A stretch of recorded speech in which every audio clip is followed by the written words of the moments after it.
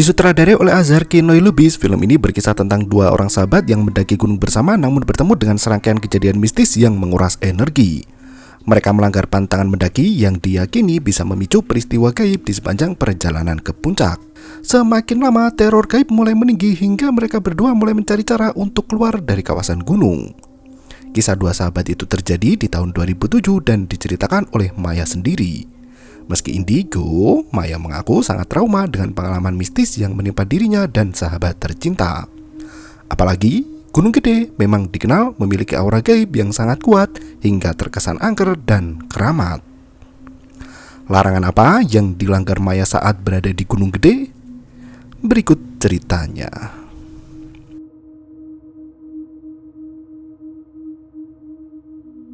Seorang wanita bernama Maya Aska duduk di depan kamera untuk menceritakan segala pengalaman nyata yang pernah terjadi dalam hidupnya.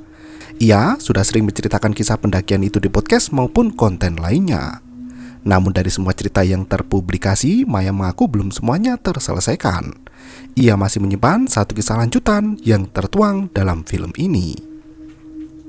Tepatnya di Jakarta tahun 2007, Maya dan Ita menghabiskan waktu libur sekolah dengan main bersama.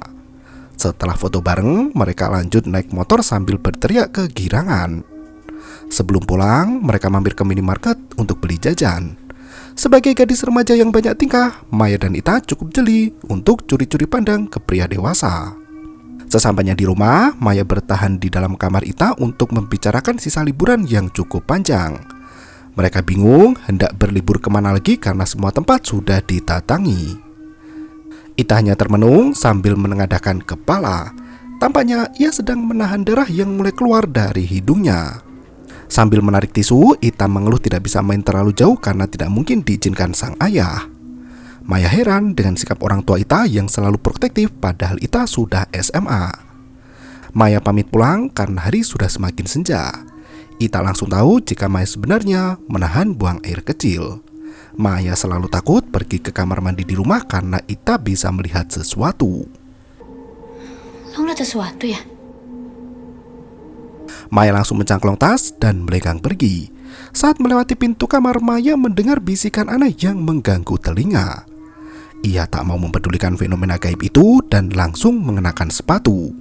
Ita menyusul ke depan rumah, meminta Maya untuk mengajaknya main jika ada rencana liburan ke tempat lain. Maya tersenyum sembari mengutarakan janjinya untuk berlibur bersama Ita.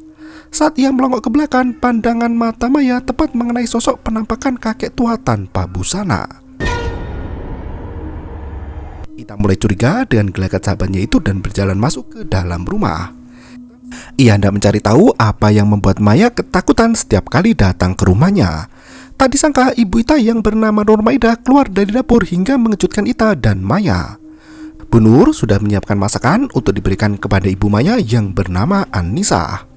Maya pamit pada Bu Nur dan melenggang keluar rumah.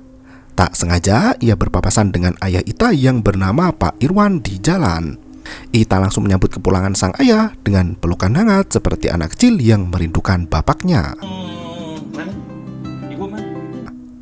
Malam harinya Maya sibuk di dapur untuk membuatkan minuman karena teman-teman sang kakak main ke rumah. Ibu dan nenek menambah beberapa cemilan di atas nampan, sementara ayah Maya, Pak Yusuf, baru saja selesai sholat dan membersihkan peci. Indra, kakak kandung Maya, membahas rencana pergi naik gunung bersama 4 teman lainnya, yaitu Ale, Ucup, Akri, dan juga Yadi. Mereka asik membahas jalur pendakian yang paling cepat dan mudah untuk dilewati. Ale menyarankan untuk menggunakan jalur Cibodas agar bisa menumpang saudaranya yang biasa antar sayur ke Bogor. Ucup mengeluh karena saudara Ali tidak bisa mengantar sampai base camp pendakian. Saat mereka tertawa bersama, Maya langsung meminta Indra untuk ikut muncak juga. Indra langsung menolak permintaan adiknya karena mendaki gunung bukanlah hal mudah, apalagi Maya belum pernah naik gunung sebelumnya. Maya masih bersikeras untuk ikut ke gunung dan berjanji tidak akan merepotkan sang kakak. Ucup dan teman Indra tahu jika Maya bisa melihat hal goib. Ucup sendiri mengaku takut jika Maya ikut dan mengatakan hal yang tidak-tidak. Maya kembali berjanji dan bersumpah tidak akan mengatakan apapun saat mendaki nanti. Karena Maya terus merengek minta ikut, Indra menegaskan bahwa Maya harus mendapat izin dari ibu dulu. Maya langsung melenggang masuk ke dalam rumah dengan penuh semangat. Setelah mendapat izin dari ibu, Maya menelpon Ita dan mengajaknya naik gunung bersama. Ita heran bagaimana bisa orang tua Maya mengizinkan putrinya pergi naik gunung. Maya menjelaskan ada sang kakak Indra yang akan melindunginya jika terjadi sesuatu. Ita tertarik untuk ikut naik gunung, tapi Ita tidak punya nyali untuk minta izin ke orang tua. Maya masih membujuk Ita untuk ikut juga bersama karena libur sekolah masih panjang.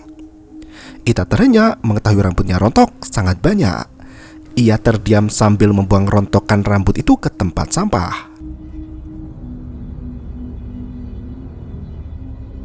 Ita meminta bantuan Maya untuk izin kepada ayah dan ibunya. Saat pagi menjelang, Maya sudah datang ke rumah Ita untuk meminta izin pada Bu Nur. Ia berusaha meyakinkan ibu Ita jika perjalanan naik gunung akan aman terkendali. Ia juga berjanji akan menjaga Ita selama mendaki. Bu Nur masih ragu dengan rencana Ita untuk naik gunung, apalagi anak gadisnya itu belum pernah mendaki sama sekali. Ita masih bersikeras dan berkata hendak meminjam peralatan muncak pada si Ima, anak Bisumi. Meski ibu mengizinkan, ia tak tahu apakah ayah Ita mau memberi izinnya atau tidak. Tak berselang lama, Pak Irwan masuk ke dalam rumah setelah bekerja malam. Bu Nur menjelaskan jika Ita meminta izin pergi naik ke puncak Gunung Gede bersama Maya dan kakaknya. Bu Nur berusaha membujuk suaminya agar mengizinkan Ita pergi. Naasnya, Pak Irwan langsung menggelengkan kepala. Ia takut putri satu-satunya itu terkena mara bahaya. Enggak. Ita tampak sedih dan murung. Ia mendekati ayahnya dengan suara manja agar sang ayah berubah pikiran. Benar saja, Pak Irwan tak tega melihat putrinya bersedih dan mengizinkan Ita untuk ikut naik gunung. Iya, Pak. Makasih, Bapak. Sebelum hari pendakian, Maya mengajak Ita untuk latihan fisik dengan berlari pagi. Indra sudah memberi nasihat pada Maya untuk memperkuat otot kakinya agar tidak kram dan kaku saat berjalan lama. Ita hanya terdiam menatap Maya hingga membuat gadis itu keheranan. Maya mendekati Ita, namun sosok astral muncul tepat di belakang punggung sahabatnya itu. Maya langsung lari ketakutan, sementara Ita mencoba untuk memeriksa ke dalam rumah. Ia mendengar suara dentuman yang cukup keras dari kamar ayahnya. Saat mendekati pintu, Pak Irwan muncul dari belakang dan mengusir Ita. Selang 7 hari kemudian, waktu yang ditunggu telah tiba. Sore itu, Maya pamit pada ayah, ibu, dan juga neneknya. Ayah berpesan agar Maya jaga sikap dan jaga lisan saat berada di kawasan gunung. Indra ikut pamit dan melenggang pergi bersama Maya. Mereka menjemput Ita yang masih bersiap-siap dengan barang bawaannya. Bu Nur menitipkan Ita pada Maya dan Indra agar mereka saling menjaga. Maya pergi ke samping rumah dan melihat Ita sedang berbincang dengan Pak Irwan. Setelah semua siap, Ita terlihat sangat gembira dan melenggang pergi bersama Maya. Ayo cepetan yuk. Gak enak sama yang lain nungguin. Malam harinya, mereka pergi menggunakan mobil pick-up pengangkut sayur untuk menuju ke Cibodas. Sesampainya di terminal, mereka ganti kendaraan dan menyewa angkutan umum untuk naik ke basecamp pendakian. Dalam perjalanan malam itu, Maya melihat penampakan hantu tanpa kaki yang berdiri di pinggir jalan dengan terus memandanginya. Indra sudah tahu gelagat aneh adiknya. Ia memperingatkan Maya agar tidak mengatakan apapun jika melihat penampakan di sana. Maya hanya mengangguk kecil meski hatinya penuh rasa gundah. Sesampainya di basecamp, mereka turun dari mobil untuk menyewa tempat menginap.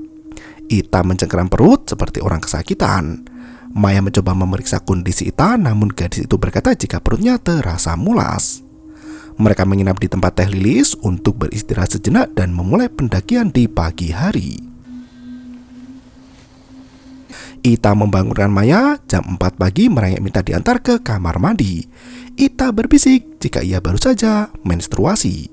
Untungnya ia selalu membawa pembalut saat pergi menginap. Maya panik dan mengajak Ita untuk pulang saja esok hari. Ita justru menolak dan bersikeras untuk ikut naik sampai puncak. Maya menjelaskan mereka tidak boleh naik gunung saat sedang menstruasi karena bisa mengundang hal-hal yang tidak baik. Ita bersikeras dan berkata jika ia tidak boleh turun sebelum sampai puncak. Ita melenggang pergi ke kamar mandi sendirian dan membersihkan darahnya. Celana yang kotor dimasukkan ke dalam kresek hitam, namun Ita mulai mendengar suara aneh dari belakang. Tak disangka, teriakan itu sampai membangunkan Maya dan Indra. Mereka lari ke toilet untuk memeriksa apa yang terjadi. Penjaga penginapan ikut panik menyusul ke kamar mandi. Ternyata Ita masih berada di dalam toilet dengan pintu yang terkunci rapat. Tak berselang lama, Ita membuka pintu dengan wajah pucat pasi. Setelah dibawa masuk ke depan penginapan, Teh Lilis membuatkan minuman hangat agar Ita lebih tenang. Ita menenggak minuman panas itu sampai habis, tak bersisa. Ita mengaku melihat penampakan sosok hitam tinggi besar dengan mata merah di kamar mandi. Teh Lilis langsung teringat dengan sosok penunggu di penginapan miliknya itu. Ia mengakui penunggu gaib itu memang sering muncul dan mengganggu para pendaki yang datang. Teh Lilis sudah melakukan ritual pembersihan rumah dari bangsa gaib dan penunggu itu tidak pernah mengganggu lagi. Entah mengapa, Ita dihantui oleh sang penunggu malam itu. Ali berbicara pada Maya dan Indra untuk mengantar Ita pulang sebelum terjadi hal yang lebih buruk lagi. Nasnya, Ita tetap bersikeras untuk ikut naik. Bahkan saat mereka menyantap sarapan di warung Teh Lilis, Ita tampak segar dan memaksakan diri untuk melanjutkan perjalanan. Akri takut dengan pantangan orang menstruasi memang tidak boleh naik gunung. Ali berusaha menengahi keadaan dan berkata jika larangan itu hanyalah mitos. Kenyataannya wanita yang sedang menstruasi dilarang naik gunung karena takut fisiknya melemah. Jika tubuh Ita fit dan sehat, ia yakin tidak akan terjadi hal buruk di atas. Harusnya nggak ada masalah sih. Pagi bang.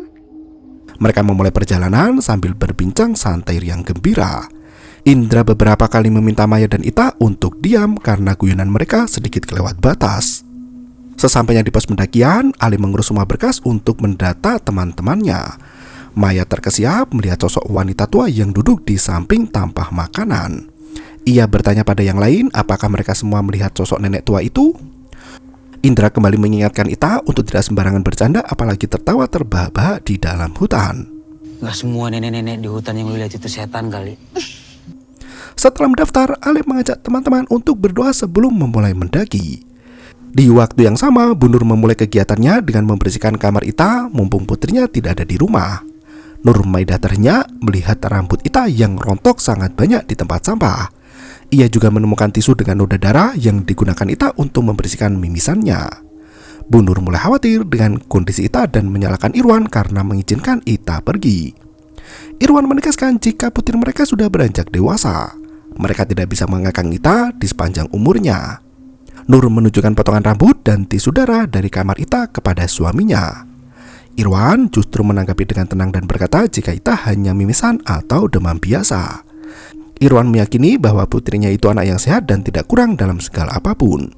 Irwan melenggang pergi untuk berangkat kerja seiring perjalanan mendakian yang mulai melelahkan. Nafas Ita sudah mulai ngos-ngosan dan menghentikan langkah begitu saja. Maya memanggil Ita untuk menawarkan istirahat sejenak. Ita masih melamun, seolah tidak mendengar suara Maya. Indra meminta Ita untuk tetap fokus dan jangan sampai pikirannya kosong ketika berada di gunung. Setelah Ita tersadar, mereka kembali melanjutkan perjalanan panjang untuk menuju ke puncak Gunung Gede.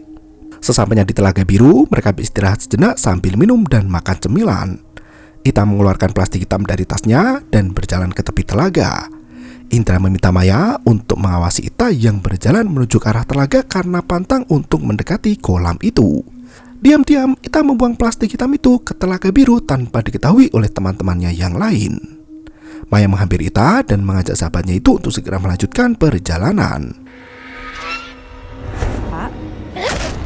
Tak disangka, Ita sudah kesurupan setan dan berbicara menggunakan bahasa Sunda. Iblis dalam tubuh Ita mengusir anak-anak itu dari gunung sebelum sang ratu marah. Maya bisa melihat sosok wanita keluar dari dalam Telaga Biru. Sementara nenek tua mencekik lehernya dengan tanpa busana. Indra dan yang lainnya berusaha untuk melepaskan cekikan leher Maya sembari menyadarkan si Ita. Maya terhenyak melihat sosok wanita berambut panjang yang berdiri tepat di atas permukaan kolam. Ita jatuh pingsan tepat setelah kerasukan. Mereka harus menunggu beberapa menit hingga Ita kembali tersadar. Maya berusaha menjelaskan pada Ita jika barusan si Ita kerasukan setan. Ita justru meledek Maya yang masih percaya dengan tahayul semacam itu. Ia berbalik menjelaskan jika dirinya baik-baik saja dan tidak pernah kerasukan. Mereka kembali mendaki sambil terus memperhatikan kondisi kesehatan si Ita. Padahal gue dari tadi baik-baik aja kok. Sekelebat bayangan Ita melesat cepat dan membuat Ucup ketakutan. Maya juga melihat bayangan itu namun ia memilih untuk tidak peduli. Ucup yang baru pertama kali melihat penampakan tak bisa bersikap tenang dan membuat perjalanan terhambat. Pusing kepala gue ngeliat tinggal lu. Akri mengingatkan Ucup untuk tidak panik dan tetap melanjutkan perjalanan dengan tenang. Tiba-tiba Maya melihat sosok hantu kakek tua yang berdiri tepat di jalur pendakian. Maya berusaha untuk tidak memperdulikan hantu kakek tua dan berjalan perlahan melewatinya. Suara dengung terdengar kencang di telinga Maya dan merembet ke telinga teman-temannya. Mereka semua sampai terjatuh ke tanah dan mulai membaca doa. Setelah sosok penampakan itu menghilang, suara denging juga ikut sirna. Mau tak mau, mereka harus melanjutkan perjalanan agar tidak berlama-lama di tempat yang sama. Di tengah perjalanan, kesakitan karena perutnya terasa kram. Maya memanggil barisan depan untuk berhenti sejenak dan beristirahat. Ucup dan yang lain tampak kesal karena mereka lebih sering istirahat dan tak bisa sampai puncak dengan cepat. Ita yang kelelahan berusaha menenggak air putih dengan tenang, namun tiba-tiba Ita, gadis itu kembali kerasukan setan dan tertawa cekikikan. Di waktu yang sama, Bu Nur tak sengaja menjatuhkan telur busuk yang sudah berwarna kehijauan. Firasatnya semakin tak menentu, terlebih mengingat kondisi kesehatan Ita yang tidak baik-baik saja. Ita masih kerasukan setan berbicara menggunakan bahasa Sunda. Iblis itu berkata jika tempatnya sudah dikotori oleh Ita dan diminta untuk segera pergi dari kawasannya. Maya melihat sosok hantu nenek bungkuk yang berdiri di balik pepohonan. Ia langsung menampar Ita berulang kali agar segera tersadar dari kerasukan. Ita istighfar. Karena tidak banyak yang bisa berbicara bahasa Sunda, Indra menjelaskan setan yang merasuki Ita meminta agar Ita segera turun karena mereka tidak mau tempatnya dikotori. Setelah Ita tersadar, Maya berusaha membujuk sahabatnya itu untuk turun ke pos dan pulang ke Jakarta. Mendengar hal itu, Ita marah besar. Ia tak mengerti mengapa Maya selalu menyuruhnya untuk pulang, padahal Ita sendiri jarang pergi jauh dan ingin bersenang-senang di alam. Indra memaksa Maya untuk membawa Ita pulang sebelum kejadian hal lain yang lebih menyeramkan. Tiba-tiba, Nah, tempat ini punya gue. Ita berjalan cepat naik ke atas dan meninggalkan teman-temannya di sana. Maya lari mengejar sahabatnya itu, namun langkah kaki Ita terasa lebih cepat dari langkah manusia biasa. Mereka sempat kehilangan Ita dan berlari kencang naik jalur ke puncak. Indra sampai adu mulut dengan Akri karena kondisi Ita semakin tak menguntungkan. Ali berusaha menengahi, tapi pertengkaran justru semakin runyam. Maya berteriak meminta maaf dan meminta bantuan kakaknya untuk menolong Ita. Sosok hantu nenek bungkuk muncul lagi dari balik semak belukar. Maya berteriak mengajak semua orang untuk segera pergi dari tempat itu. Mereka lari mengikuti Maya yang berteriak ketakutan. Setelah lelah melangkah, Maya berhasil menemukan Ita yang duduk sendirian di atas batu. Ia menghampiri sahabatnya itu dan berusaha membujuk Ita untuk turun saja. Ita masih bersikeras untuk naik ke puncak. Kita harus tetap naik ya. Entah apa yang memaksa Ita untuk melanjutkan perjalanan. Ia terlihat sudah sangat lelah, namun mohon dengan sangat keras agar bisa sampai ke puncak Gunung Gede. Ita bersumpah Maya akan merindukan perjalanan mereka hari itu. Maya tak sanggup menahan air mata lagi dan menangis di kening Ita. Ali tak punya pilihan lain selain melanjutkan naik karena pendakian sudah lebih dari setengah jalan. Mereka lanjut naik ke atas dan menerobos kabut putih tebal yang menyelimuti jalan. Setelah beberapa jam berjalan kaki, tubuh Ita menggigil kedinginan. Maya menawarkan jaket miliknya, namun Ita menolak dan berusaha menguatkan diri. Indra panik begitu melihat tubuh Ita yang sudah sangat pucat. Ia menawarkan agar mereka istirahat di kandang batu sebelum naik ke puncak. Ita justru memohon agar mereka terus lanjut karena puncak hanya tinggal sebentar lagi. Mereka pun lanjut jalan kaki hingga akhirnya sampai juga di puncak Gunung Gede. Perjalanan itu memakan waktu seharian penuh hingga malam kembali menjelang. Akri sedikit kecewa dan berkata jika mereka bisa lebih lama berada di puncak jika tidak ada penghambat. Ita mendengar hal itu dan langsung meminta maaf karena keberadaannya cuma jadi beban. Maya mendampingi Ita sambil menciumi tangan sahabat tercinta. Ia meminta Ita untuk tidak memikirkan perkataan Akri yang sangat jahat. Karena tidak sudah jadi, Maya mengajak Ita untuk berbaring di dalamnya. Saat berjalan menuju ke tenda, Ita mendengar bisikan aneh yang langsung merasukinya. Maya berteriak minta tolong, sementara Akri hanya bisa kesal merasakan Ita yang dikit-dikit kerasukan setan. Indra dan Ale membawa Ita masuk ke dalam tenda sambil menepuk pipi gadis itu agar segera tersadar. Ale curiga jika di dalam tas Ita ada barang pusaka atau jimat sejenisnya yang mengganggu perjalanan mereka. Indra mulai memeriksa ke dalam tas Ita dibantu si Ucup yang ikut membongkar bungkusan plastik hitam.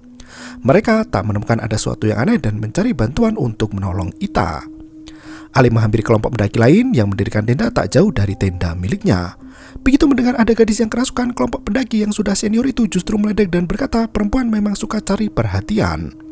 Mereka meminta Ale dan Indra untuk tetap tenang dan didiamkan saja karena biasanya akan sembuh sendiri kalau sudah lelah berakting. Ale langsung marah mendengar candaan dari kelompok pendaki itu. Mereka hampir terlibat keributan hanya gara-gara candaan tak bermutu. Pendaki misterius menghampiri Indra untuk memberi bantuan. Mereka kembali ke tenda di mana darah menstruasi itu sudah bercacar mengotori tenda. Pendaki misterius itu meminta Maya untuk membersihkan semua darah dan mengganti pakaian Ita dengan yang bersih. Darah itu tidak boleh jatuh ke tanah dan harus dibuang di tempat sampah setelah turun gunung. Setelah tenda bersih, pria misterius itu meminta Indra untuk melantunkan azan secara bersama-sama. Mereka berdua mendekati telinga Ita dan mengumandangkan azan secara beriringan. Ucup sampai ketakutan begitu melihat tenda miliknya berguncang dengan sendirinya. Di tempat lain, Bu Nur sibuk berzikir selepas sholat Isya. Ia mendengar dentuman keras di atap rumah, di mana dentuman itu bergerak menuju ke ruang lainnya. Ita membuka bola mata yang merah padam dengan auman mengerikan. Nurmaida melihat sosok bayangan hitam di balik pintu dan mulai curiga dengan semua pertanda. Setelah berteriak dan kejang-kejang, Ita tergeletak lemas hingga akhirnya tersadar seperti sedia kala. Sang pendaki misterius menasihati Ita untuk tidak takut dan perbanyak membaca doa. Nurma mengetuk pintu suaminya dan berkata jika ia mendengar suara dentuman kencang dari atap rumah. Ia juga mengeluhkan penampakan bayangan hitam yang melintas di pintu kamar. Irwan hanya membuka pintu sebagian dan berkata jika ia tidak mendengar suara dentuman. Ia meminta Nur untuk lanjut ibadah dengan tenang karena masih banyak pekerjaan yang harus ia selesaikan malam itu juga. Irwan masuk ke dalam kamar dan langsung mengunci pintu rapat-rapat. Melihat kondisi Ita yang berangsur membaik, pendaki misterius itu kembali ke tendanya sendiri untuk beristirahat. Ale, Indra, Akri, Ucup, dan Yadi memilih untuk tidur beratap langit untuk berjaga-jaga jika terjadi sesuatu lagi dengan Ita. Mereka berencana untuk segera turun gunung begitu matahari terbit esok hari. Selang beberapa jam kemudian, Ita masih berbaring di dalam tenda bersama Maya yang tidur dengan posisi duduk. Samar-samar terdengar suara Ita yang merintih kesakitan. Maya berusaha membuka mata, namun pandangannya masih buram. Sosok Ita yang asli duduk memunggunginya sambil berbisik ingin pulang. Tak disangka, sosok Ita berubah menjadi wanita penguasa telaga biru yang berambut panjang. Udah kata kudu ini dia. Ini. Maya terbangun dari mimpi buruk itu di mana Ita sudah menghilang dari dalam tenda. Maya bergegas untuk keluar mencari keberadaan sahabatnya itu. Ia bisa mendengar suara isak tangis dari kejauhan. Tanpa kenal takut, Maya mencari sumber suara itu yang ternyata Ita duduk meratap di balik semak.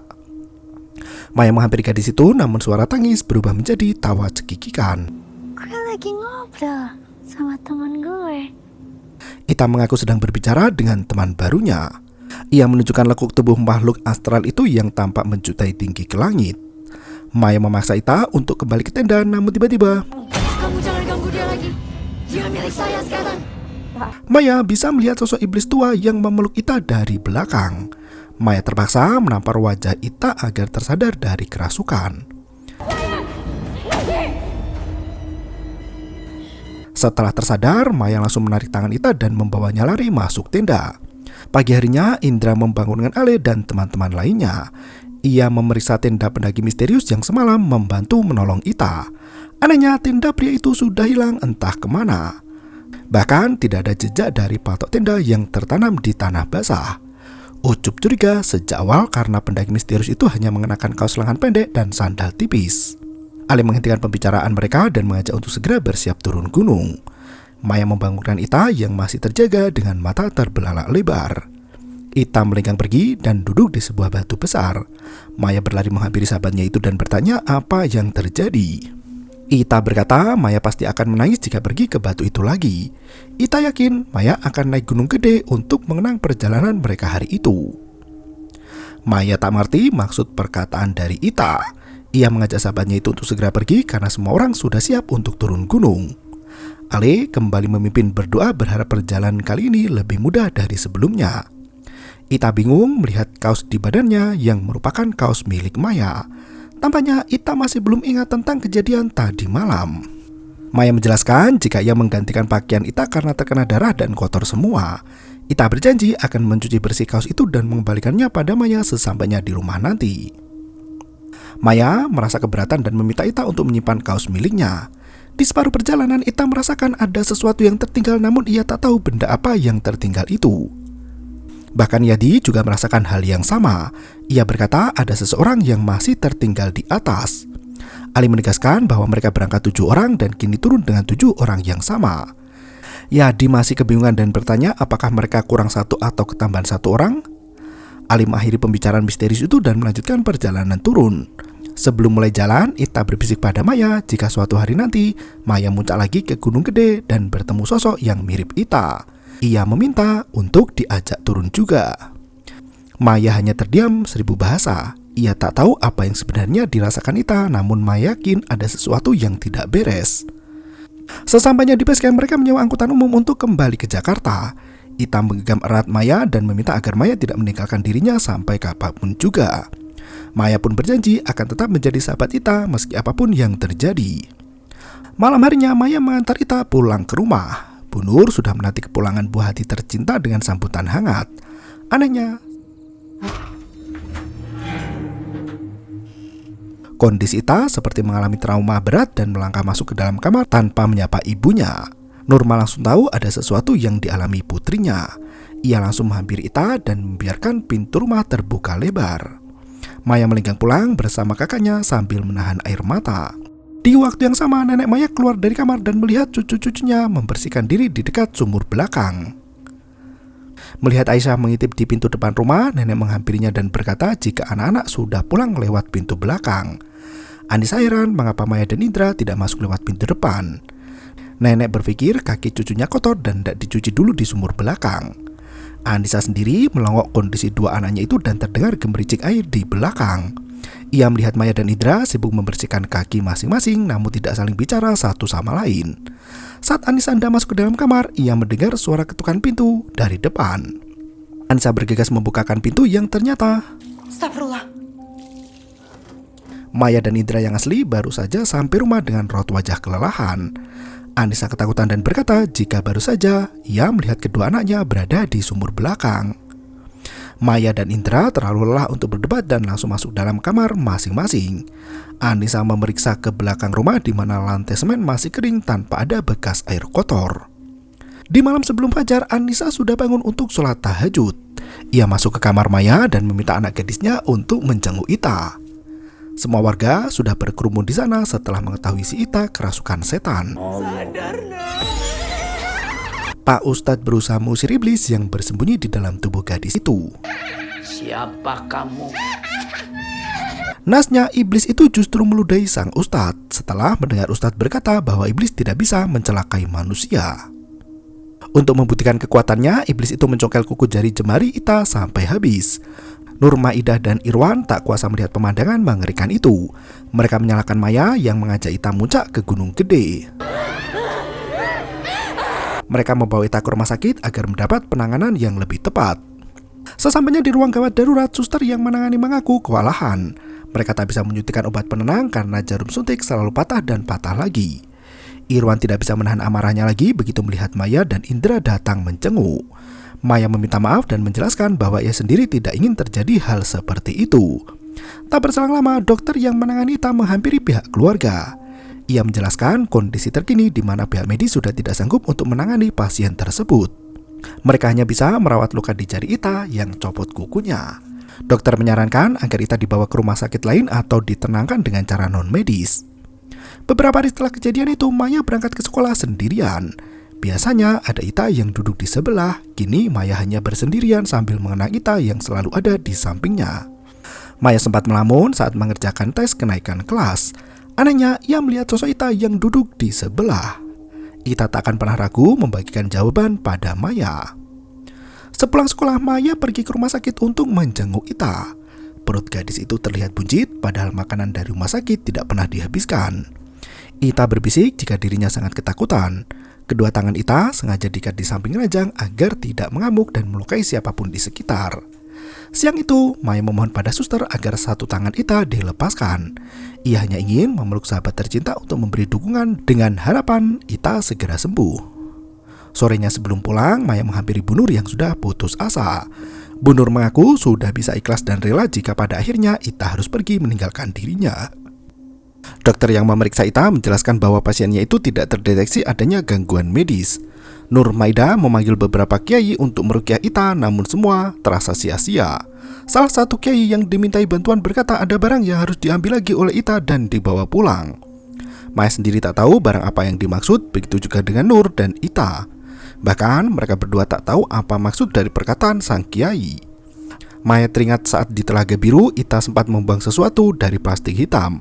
Namun ia sendiri tak yakin apa isi dari plastik hitam itu. Sesampainya di rumah, Maya bertanya pada kakaknya yang memeriksa isi tas Ita. Ia berusaha meyakinkan jika Ita tidak membuang pembalut ataupun celana bernoda darah. Indra yakin betul sudah memeriksa isi tas Ita dan menemukan pembalut serta celana berdarah di plastik hitam. Pagi berikutnya, Nur Maida pergi ke rumah sakit dengan membawa makanan kesukaan Ita. Saat hendak masuk ke dalam ruang rawat, ia bertemu dengan sosok pria misterius. Pria itu keluar dari kamar Ita dan melenggang pergi begitu saja. Nur merasa janggal karena ia sendiri tidak mengenal pria misterius itu. Malamnya, tepat jam 12 lebih, Ita meraung kesakitan dengan kondisi perut yang amat besar. Saat membuka mata, Ita melihat sosok hantu tinggi kurus tanpa busana dengan rambut tipis berwarna abu-abu. Mata hantu itu melotot, berwarna merah menyala seolah hendak melahap jiwa Ita sampai habis. Ita berusaha menenangkan diri sendiri dan menghadap ke sudut lain. Sosok hantu mengerikan itu pun hilang dari depan pintu dan darah mengucur deras dari lubang telinga, hidung, dan mulut Ita. Keesokan harinya, guru bertanya pada Maya terkait kondisi Ita. Maya kembali menjenguk Ita di rumah sakit setelah pulang sekolah. Ia menyuapkan bubur secara perlahan ke mulut sahabatnya itu. Ita berkata setiap malam ia selalu melihat sosok hitam tinggi bermata merah. Ita selalu takut untuk memejamkan mata di malam hari karena sosok mengerikan itu selalu menyambangi tidurnya. Di hari berikutnya, Maya berkunjung ke kelas 3 untuk bertemu dengan teman sang kakak. Ali bercerita ada temannya lain yang muncak di Gunung Gede dalam kondisi menstruasi, namun temannya itu tidak mengalami hal serupa seperti Ita. Bahkan sampai saat ini, teman Ali masih sering naik gunung. Maya pun yakin kejadian yang dialami Ita tidak ada kaitannya dengan darah menstruasi. Ia menegaskan saat mereka turun gunung ia merasa kurang satu orang. Bahkan terkadang ia merasa ketambahan satu orang. Ia yakin ada sesuatu yang mengikuti Ita dari sejak sebelum naik gunung. Sesuatu yang dibawa Ita membuat penunggu Gunung Gede itu marah besar dan akhirnya justru merugikan Ita sendiri. Maya teringat dengan ketakutan Ita yang mengaku melihat hantu tinggi besar bertubuh hitam. Dari ciri-ciri hantu itu, Maya yakin betul pernah melihatnya juga di dalam rumah Ita dari sebelum berangkat naik gunung. Siang harinya, Bu Nur kembali ke rumah sakit untuk menemani putri tercinta. Saat turun dari ojek, Nur melihat sosok pria misterius yang kapan lalu keluar dari rumah rawat Ita. Anehnya, pria misterius itu langsung menghilang begitu ada mobil yang melintas di depannya. Tepat jam 3 sore, Maya bersama teman-teman Indra datang menjenguk Ita di rumah sakit. Ita terkejut melihat ke ujung pintu karena sosok hantu tunggu kriris itu muncul lagi.